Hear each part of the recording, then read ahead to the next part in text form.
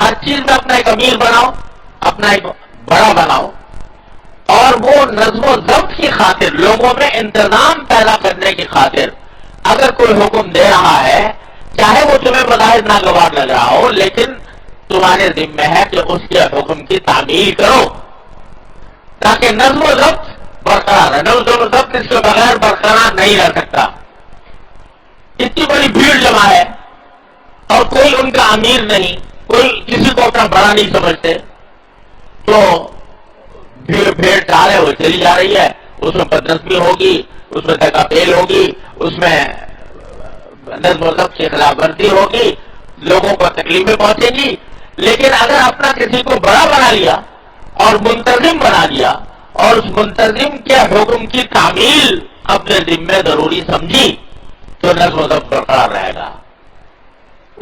اب اس نے صحیح حکم دیا یا غلط حکم دیا، یہ اس کے سر اس کی پوچھ اس سے ہوگی، لیکن نظم و ضبط کی خاطر اس کے حکم کی تعمیل کرنا ضروری ہے۔ تو نظم و ضبط کی یہ تعلیم اللہ تبارک و تعالی نے عطا فرمائی ہے۔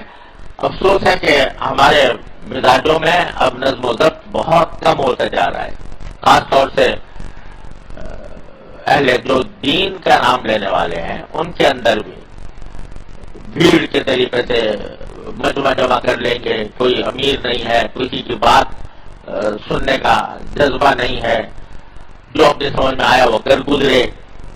تو اللہ تبارک و تعالیٰ نے ان آیات میں ہمیں اس بات پر متنبہ فرمایا ہے کہ نظم و ضبط قائم کرو اور اس نظم و ضبط کے پابند ہو کر زندگی گزارو۔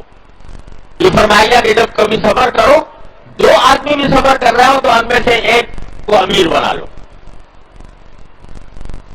اور امیر کا مطلب یہ نہیں کہ حکم چلائے محض، بلکہ امیر کا مطلب یہ ہے کہ جہاں کہیں کوئی اختلاف رائے رونما ہو تو اس صورت میں امیر کی بات مان لی جائے، اس کے سوا کوئی چارہ نہیں ہے۔